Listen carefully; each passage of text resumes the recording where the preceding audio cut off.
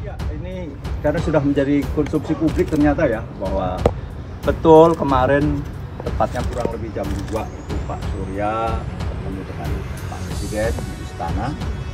Yang dibahas adalah sekali lagi dua tokoh yang kangen-kangenan sebetulnya. Jadi ekspresi yang nampak kan kebetulan saya sampaikan pertanyakan kepada Pak Surya ini sebagai kakak adik yang sekian lama, ya bukan ya, kira lebih 3 bulan tidak berkomunikasi lantas komunikasi dengan masyarakat. Namun kita berkeyakinan setiap pertemuan para tokoh bangsa sekaliber Presiden sekelas Pak Surya Paloh pasti membawa implikasi yang baik bagi kehidupan berbangsa dan bernegara. Pada kesempatan itu Pak Surya Paloh datang sendiri, tidak ditemani oleh siapa-siapa. Semoga kehidupan perpolitikan kita semakin membaik. Pak Surya dan Pak Jokowi itu bersahabat sangat dekat, selalu berpelukan sangat erat gitu. Dan kita tahulah sudah menjadi bukan rahasia umum, tapi sudah benang benderang dan ada dinamika politik ya. Setahu saya ya dia suka klub gitu kan, Pak Surya Paloh dan Pak Anies ya. Kalau dengan Pak Jokowi kan dia menunjukkan sikapnya seperti itu. Dan nggak usah jadi isu politik lah, nggak seperti itu kan. Saya juga tahu yang akrab itu kan antara Pak Surya Paloh sama Pak Anies. Kita tahu lah, meskipun tak pernah terucapkan dengan kata-kata, Anies bukan sosok yang dikehendaki oleh Joko Widodo kan gitu ya.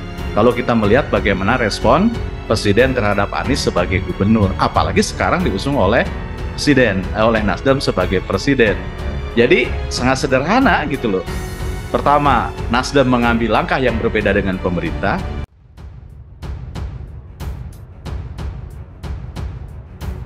Jokowi dan Surya Paloh bertemu di Istana Negara kemarin sore. Pihak istana membenarkan adanya pertemuan antara Presiden Joko Widodo atau Jokowi dan Ketua Umum Partai Nasdem, Surya Paloh di Istana Negara, Jakarta pada Kamis sore 26 Januari 2022.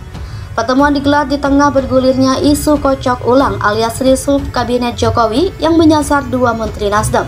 Wakil Sekretaris Jenderal Partai Nasdem, Hermawi Taslim pun membenarkan kabar pertemuan tersebut. Akan tetapi, Hermawi belum mengetahui apa saja yang dibahas oleh Jokowi dan Surya Paloh dalam pertemuan tersebut.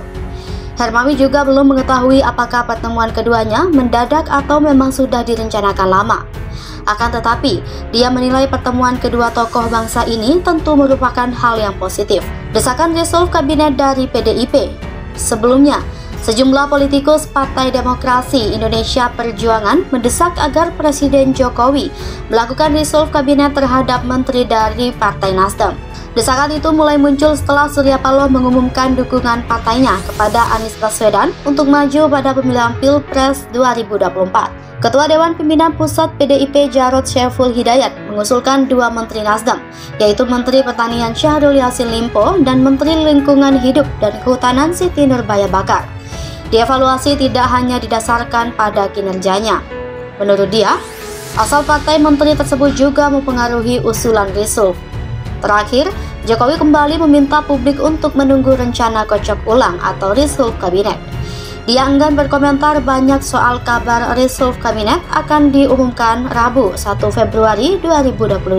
Partai Nasdem sendiri menyatakan tak keberatan jika para menterinya direshuffle asalkan bukan dilandaskan alasan politis.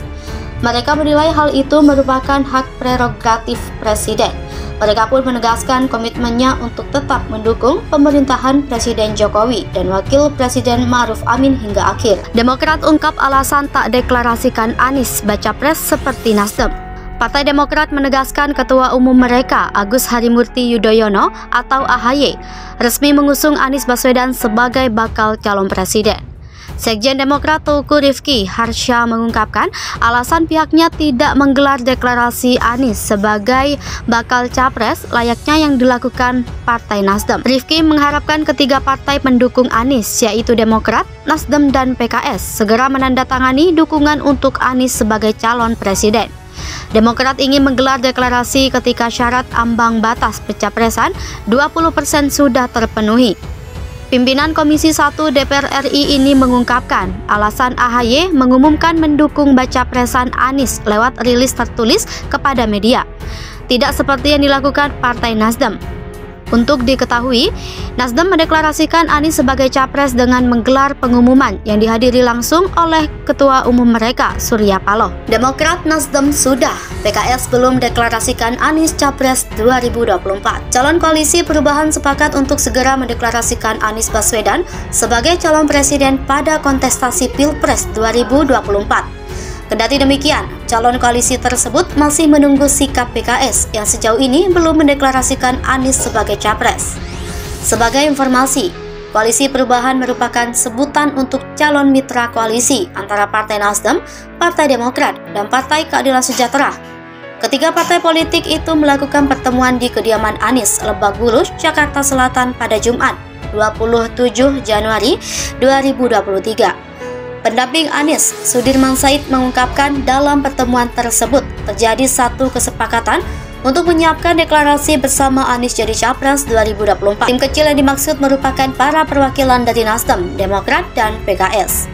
Mereka bertugas untuk mematangkan persiapan pembentukan koalisi perubahan. Sudirman menegaskan selama ini pembicaraan dalam tim kecil berjalan lancar. Selama ini, lanjutnya, mereka menunggu ketiga parpol untuk memutuskan soal pencapresan. Dia menjelaskan sudah ada dua partai yang secara resmi menyatakan dukungan untuk mengusung Anies jadi capres, yaitu Nasdem dan yang terbaru Demokrat. Memang, pada Kamis 27 Januari 2023, Ketua Umum Demokrat Agus Harimurti Yudhoyono mengeluarkan pernyataan mendukung Anies jadi bakal capres. Bahkan, AHY mengusulkan untuk membentuk sekretariat bersama dengan Nasdem dan PKS untuk mempertegas dukungan ke Anies. Artinya, kini Koalisi Perubahan tinggal menunggu pernyataan resmi dari PKS sebelum mendeklarasikan Anies sebagai capres. Wakil Ketua Majelis Syuro Partai Keadilan Sejahtera, Muhammad Sohibul Iman, dan yang hadir dalam pertemuan itu menyatakan pihaknya sudah berkomitmen untuk mendukung Anies jadi capres 2024.